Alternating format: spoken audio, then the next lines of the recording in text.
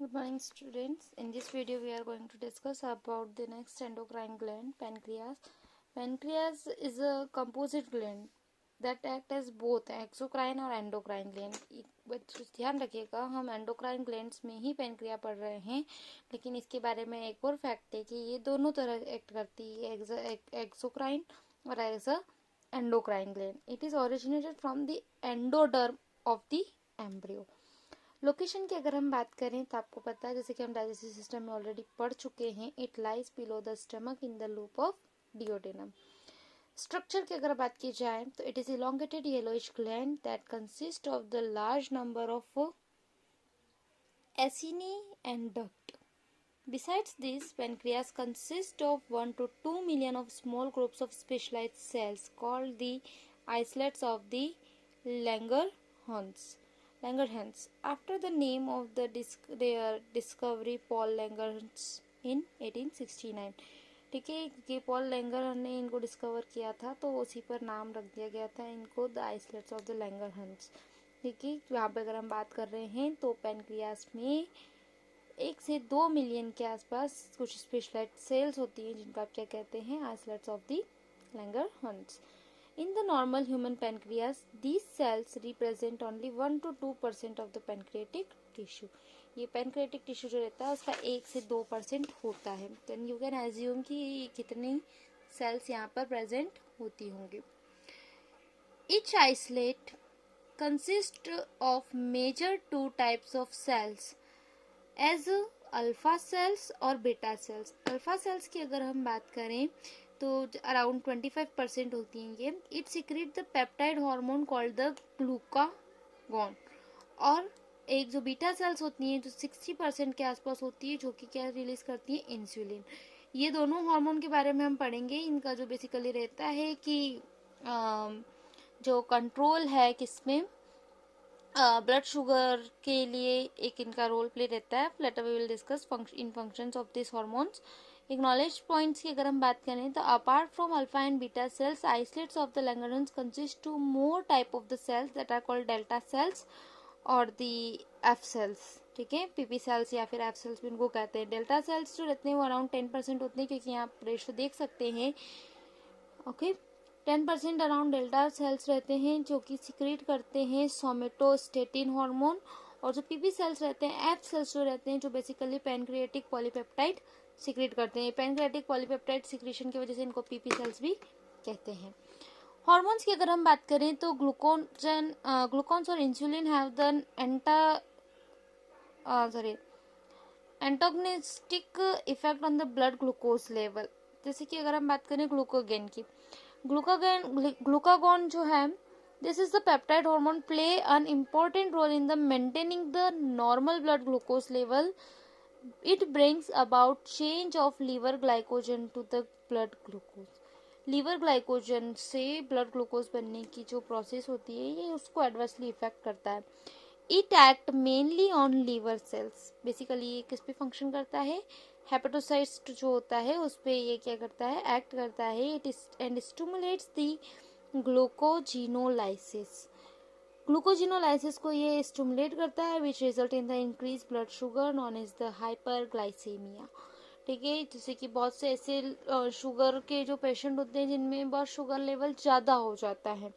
Actually क्या reason क्या होता है, जो ग्लूकागॉन है उनकी बॉडी में जो बेसिकली पेनक्रियाज है वो ग्लूकागॉन बहुत ज़्यादा सिक्रेट करता है, जिसका इफेक्ट हमको किस पे, लीवर पे देखने को मिलता है, जो कि ग्लूकोजिनोलाइसिस की हो जाती है उसमें इंक्रीज हो जाती है, जिसकी वजह से एज अ रिजल्ट ग्लूकोज का प्रोडक्शन ज़्यादा होता है, ब्लड में ग्लूकोज ज़्यादा मिक्स हो जाता है, जिसको आप इस कंडीशन को क्या कहते हैं, आप hyperglycaemia. Apart from these, glucagon also stimulate the process of gluconeogenesis, which also contribute to the hyperglycemia. And glucagon is known as hyperglycemia hormone because it reduces the cellular glucose uptake and utilization. It reduces glucogenesis and also enhance lipolysis. Glucagon also stimulates the secretion of insulin from beta cells by its paracrine effect. Insulin की बात करें तो this peptide hormone play a major role in regulation of glucose level in the blood. It mainly act as the hepatocytes of and epidocytes cells of the adipose tissue, increasing the cellular glucose uptake and utilization. Cellular जो level पे जो glucose uptake होता है और उसका utilization cellular level पे increase हो जाता है. As a result of glucose takes more rapidly from blood to the liver cell and the cell of adipose tissue by decreasing the blood glucose level, जिसको आप हाइपोग्लाइसीमिया कहते हैं. Deficiency disorder of insulin. Diabetes जैसे कि mellitus जिसको हम कहते हैं diabetes mellitus, it is a common complex disorder caused due to the prolonged hyperglycemia. This is associated with the loss of glucose when complex glucose cannot be reabsorbed by the kidneys in the urine, as the pancreas fails to release adequate amount of insulin to lower the level of glucose in the body, and during this disorder cells fail to utilize glucose and other carbohydrate or the production of energy, instead starting utilizing proteins and fats for it, due to which persons become weak, and diabetic patients are successfully treated with insulin therapy. Functions of insulin की अगर हम बात करें, insulin के basically जो functions है वो क्या होते हैं. Insulin stimulate the conversion of glucose to glycogen, जिसको आप ग्लाइकोजिनेसिस कहते हैं, on the target cells in the targeted cell. Decrease the gluconeogenesis, decrease gluconolysis, glycogenolysis, and also reduces the catabolism of proteins and fats, and increases the synthesis of fat in the adipose tissues from the fatty acids. कुछ metabolic convergence देख लीजिए. Glycolysis, यहाँ पे हमने कुछ terminology use की है, उनको फटाफट से जान लीजिए. ग्लाइकोलाइसिस हमने जो टर्मिनोलॉजी यूज की, ग्लाइकोलाइसिस किसे कहते हैं, ग्लूकोज से पायरिक एसिड बनना ग्लाइकोलाइसिस है. ग्लाइकोजिनेसिस क्या है, ग्लाइकोजन बनना किससे, ग्लूकोज से ग्लाइकोजन का फॉर्मेशन क्या कहलाता है, ग्लाइकोजिनेसिस. ग्लाइकोजिनोलाइसिस क्या होता है, ग्लाइकोजन से ग्लूकोज बनना. ठीक है, ग्लाइकोजन से ग्लूकोज बनना क्या कहलाता है, ग्लाइकोजिनोलाइसिस. ग्लाइकोजिनेसिस में क्या हो रहा है, ग्लाइकोजन बन रहे हैं ग्लूकोज से, और ग्लाइकोजिनोलाइसिस से क्या हो रहा है, ग्लाइकोजन से ग्लूकोज बन रहे हैं. ठीक है.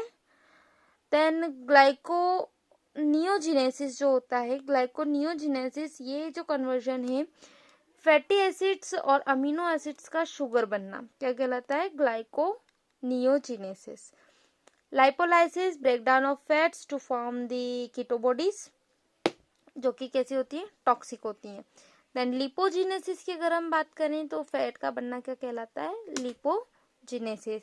Then the ketogenesis, formation of ketone bodies, is called as the ketogenesis. And deaminations, breakdown of amino acid to the release ammonia, is called the deamination. ये deamination हम पहले भी जब आपने एक्सक्रीटरी सिस्टम पढ़ा था उसमें हमने ऑलरेडी डिस्कस किया था. इसके पहले जो चैप्टर्स पढ़े थे ह्यूमन फिजियोलॉजी में ही एक्सक्रीशन, उसमें हमने डिस्कस करा था. Then the next endocrine gland, that is the testis, male reproductive organ. ठीक है, that is the primary sex organ in the male and that perform dual role, that is the functions as the endocrine gland apart from the acting as male sex organ. Location की अगर हम बात करें तो it is located in the scrotal sac in the male individuals, and the structure, it is composed of mainly seminiferous tubules which are lined by the germinal epithelium and stromal or interstitial tissues. Epithelium consists three type of the layer, that is the follicular cells, interstitial cell, or the Sertoli cells. Follicular cells they give rise to the sperms, and the interstitial cells जिनको आप Leydig cells भी कहते हैं, they secrete a group of hormones called the androgen, mainly testosterone. And steroid cells provide the nourishment to the sperms and also secrete a hormone, that is the inhibin. Hormones secreted by the interstitial cell present in the intertubular species produced a group of hormone, that is the androgens. These include the testosterone and dihydrotestosterone and androstenedione but mainly secrete the testosterone. Main functions अगर हम बात करें किसकी, testosterone की अगर हम बात करते हैं तो फंक्शंस क्या होते हैं, it regulate the development and the maturation of the maturation and the function of the male's accessory sex hormone like the epididymis, vas differences, seminal vesicles and the prostate gland and eutheria, etc. These hormones are stimulate the changes associated with the puberty in males, that is the muscular growth, growth of the facial and the axillary hairs, and the aggressiveness, low pitch of the voice, etc. are also regulated by this hormone. Also stimulate the process of the spermatogenesis. Then it promotes the growth of body tissues such as the bones and the muscles and help in the formation of masculine protein, and also have anabolic effect, that is the synthetic effects on the metabolism of protein and carbohydrate. The next inhibin hormones की अगर हम बात करें तो beside testosterone another hormone is also secreted from this this gland, that is the by Sertoli cells known as the inhibin. Its main function is to check and regulate the overactivity of the testosterone by the inhibiting its secretion.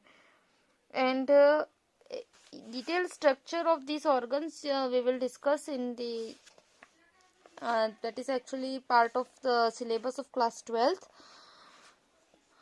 Ovary की अगर हम बात करते हैं तो इसका detail structure तो आप 12th में पढ़ेंगे, बट यहाँ इंट्रोडक्टरी हम देख लेते हैं क्या है, ठीक है. It is as you know it is the primary sex organ in the female that serves to the produce ova, that is the female gamete.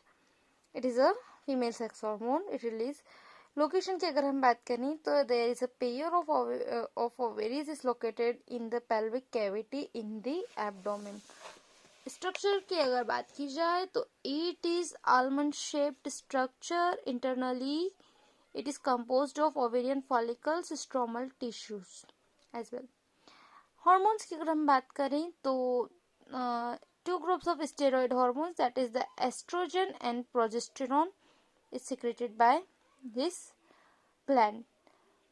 Estrogens are secreted by the granulosa cells or of Graafian follicles. After ovulation, the ruptured follicles is converted to another structure called the corpus luteum, responsible for the secretion of progesterone. Functions: both the estrogen and progesterones play a vital role in the various processes in the female. These are as follows. Estrogen की अगर हम बात करें, it helps in the growth of uterine endometrium layers during each menstrual cycle. It directly influences the development of the mammary glands and regulates the female sexual behavior and stimulate growth and the activities of female secondary sex organs. Plays a role in the development of growing ovarian follicles and the appearance of female secondary sex character, deposit of the fat of the thigh and hip regions and high pitch, etc. Progesterone की अगर हम बात करते हैं तो it has the functions that it is secreted a very high amount of continuously during the pregnancy, that is the support pregnancy by the forming placenta and preventing the contractions in the uterine wall. It also acts as on the mammary gland and stimulate the formation of alveoli, that is the sac-like structure that store the milk or milk secretion. It also help in the forming of the mucus plug at cervix. With this part is completed. Thank you for watching. If you have any query, you can contact to me. Thank you.